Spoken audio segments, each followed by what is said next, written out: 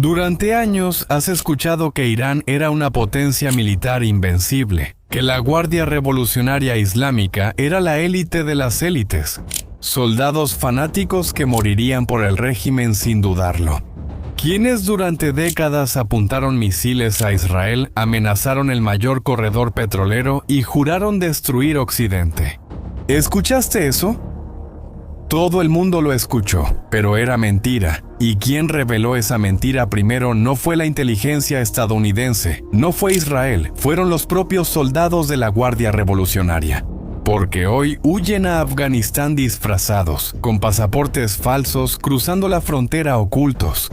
Como criminales comunes. Piensa en eso por un segundo. Ellos prefirieron Afganistán, uno de los países más peligrosos y miserables del mundo, en vez de seguir luchando por el régimen que juraron defender hasta morir.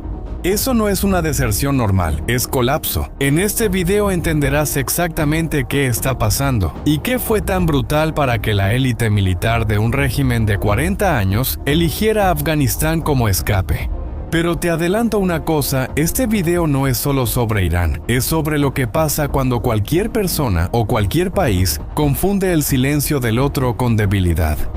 Recuerda esta idea, al final tendrá sentido.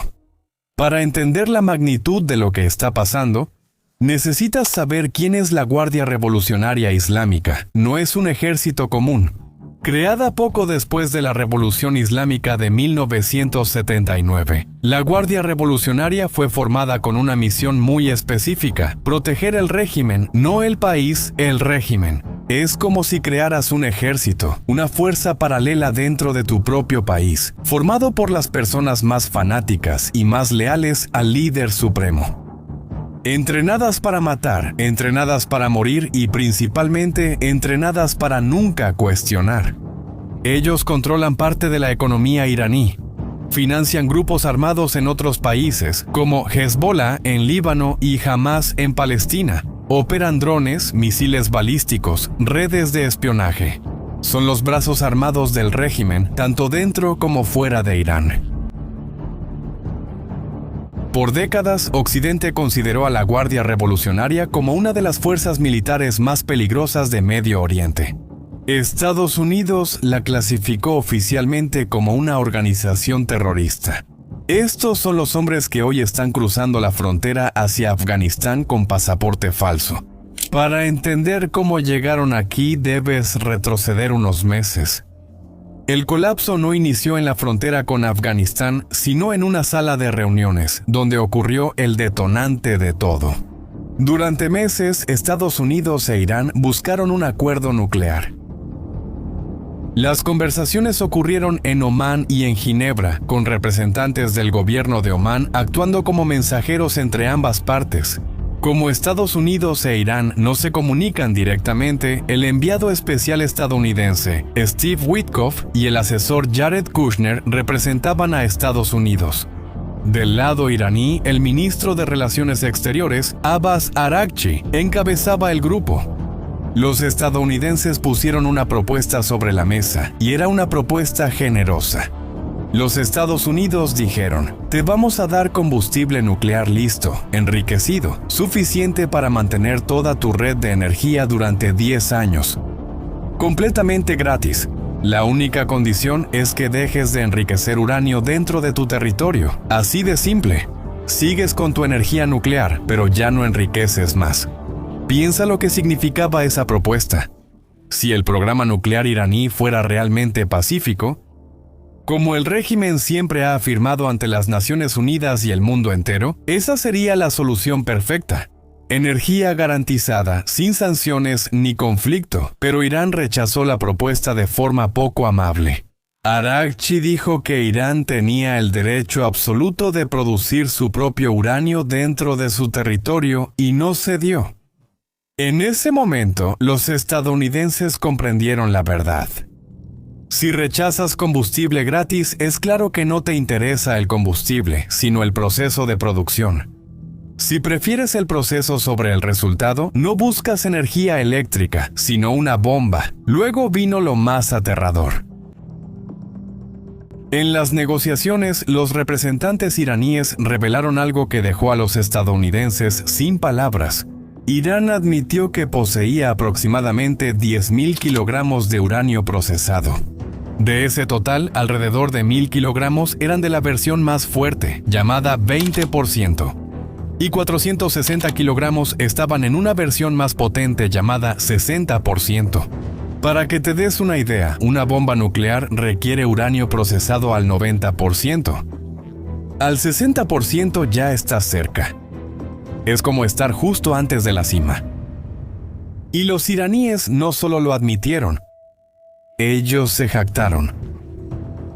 Witkoff reveló en una entrevista después del ataque que los propios negociadores iraníes le dijeron, con orgullo, que esas reservas era suficiente para producir 11 bombas nucleares.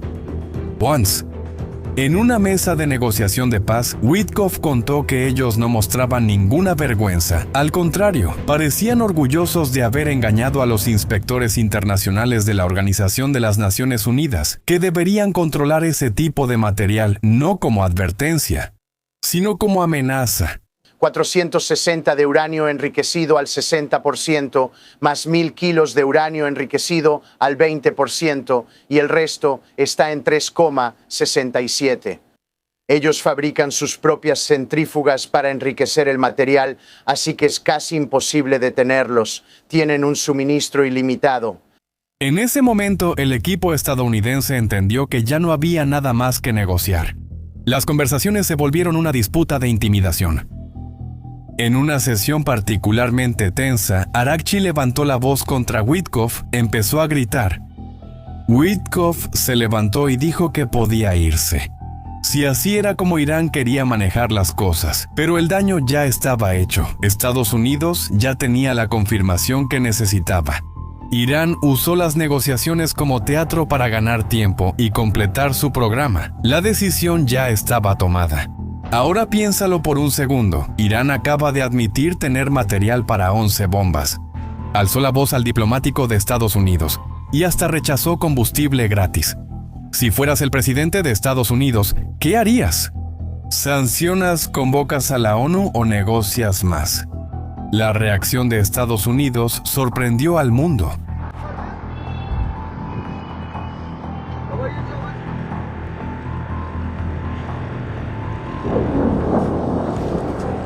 Y aquí surge la pregunta que va a definir todo en este video. ¿Qué hace un país cuando se da cuenta de que está negociando con alguien que nunca tuvo intención de ceder, que solo estaba ganando tiempo mientras armaba 11 bombas? Estados Unidos no envió un comunicado diplomático, ni impuso más sanciones, ni convocó una reunión de emergencia en la ONU después de lo sucedido. Lo que vino después fue algo que nadie esperaba y que el propio Irán nunca creyó que sucedería. El 28 de febrero de 2026, Estados Unidos e Israel lanzaron una operación militar conjunta contra Irán. Los estadounidenses llamaron a la operación Operación Epic Fury.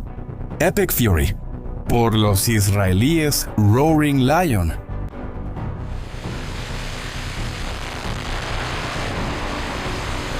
Participaron todas las ramas de las Fuerzas Armadas de Estados Unidos: Ejército, Marina, Infantería de Marina, Fuerza Aérea, Fuerza Espacial y tropas de reserva. Todos juntos, integrados con las fuerzas israelíes en una escala que no se veía en la historia moderna. La inteligencia estadounidense monitoreó durante meses los movimientos de la cúpula iraní. Sabía dónde estarían, cuándo y cómo. Una mañana, 49 líderes del régimen iraní se reunieron para desayunar. Imagina la escena. Generales, comandantes y asesores del líder supremo, los hombres más poderosos de Irán, reunidos en una sala, hablaban sobre la guerra inminente y sentían que estaban protegidos. Eligieron el horario de la mañana basándose en la lógica militar. Por la mañana, los vientos son menos favorables para ataques aéreos, el sol dificulta la visión de los pilotos. Era, en teoría, el momento más seguro para reunirse, pero la inteligencia estadounidense también lo sabía. Sabía del horario, sabía del lugar, sabía quién se sentaría y en cuál silla. Los estadounidenses sabían exactamente dónde estarían de los líderes más protegidos de Irán.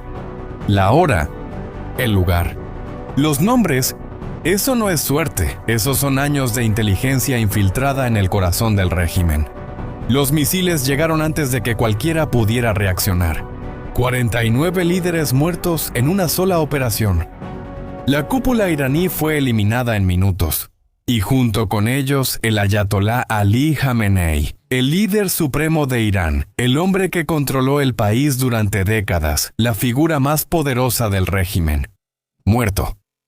El presidente Trump, al comentar sobre Jamenei días después, fue directo. Llegué a él antes de que él llegara a mí. Ellos lo intentaron 2 veces, pero yo llegué primero. Una referencia directa a los intentos de asesinato contra el propio Trump durante la campaña electoral de 2024, atribuidas a agentes iraníes. Cuando la noticia se confirmó, el mundo quedó en shock, pero dentro de Irán el shock fue de otra dimensión. El régimen iraní intentó responder. Menos de 2 horas después de los primeros ataques, Irán lanzó misiles contra bases estadounidenses en la región y contra objetivos israelíes. El ministro de Relaciones Exteriores apareció en entrevistas en vivo, diciendo que nada había cambiado, que la capacidad militar seguía intacta, que nuevos comandantes ya estaban en posición. Pero los números contaban una historia completamente diferente. En los días siguientes, el número de comandantes muertos siguió aumentando. El sistema de mando de la Guardia Revolucionaria había sido destruido de manera precisa y sin pausa. La inteligencia estadounidense sabía quiénes eran los líderes, sabía dónde estaban, sabía cuándo se reunían y los eliminó uno por uno. El general Dan Kane, el jefe máximo de las Fuerzas Armadas estadounidenses, dijo que la operación fue el resultado de meses y en algunos casos años de planificación cuidadosa. No fue un ataque impulsivo, sino resultado de un gran trabajo de inteligencia. Fue ahí cuando la Guardia Revolucionaria empezó a fracturarse, porque una cosa es perder una batalla, los ejércitos las pierden y siguen. Pero lo que estaba pasando dentro de la Guardia Revolucionaria no era solo una derrota militar, era algo mucho más profundo, era la pérdida de la fe. Soldados de la Guardia Revolucionaria empezaron a huir. No en silencio, no de forma organizada, sino de manera caótica, desesperada, cada quien tratando de salvar su propia piel como podía.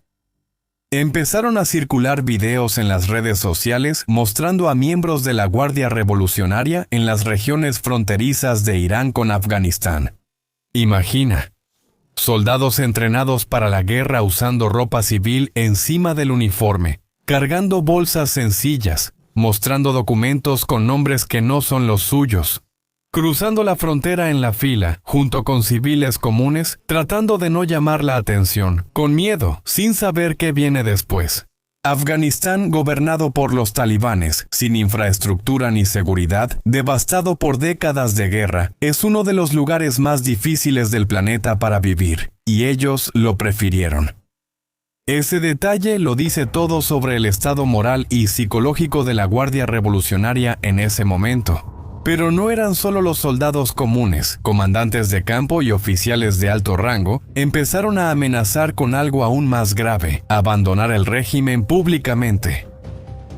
Fuentes de inteligencia informaron que un grupo de comandantes envió un mensaje claro al liderazgo restante. O el régimen encuentra una salida política, o ellos van a aparecer en público y anunciar que están del otro lado. Y si los comandantes les dan la espalda abiertamente, lo que queda de la Guardia Revolucionaria se desmorona en cuestión de horas. El propio ministro de Relaciones Exteriores de Irán admitió lo obvio en una entrevista en vivo. Cuando el periodista preguntó cuántos comandantes murieron al inicio de los ataques, respondieron: "Perdimos a algunos comandantes".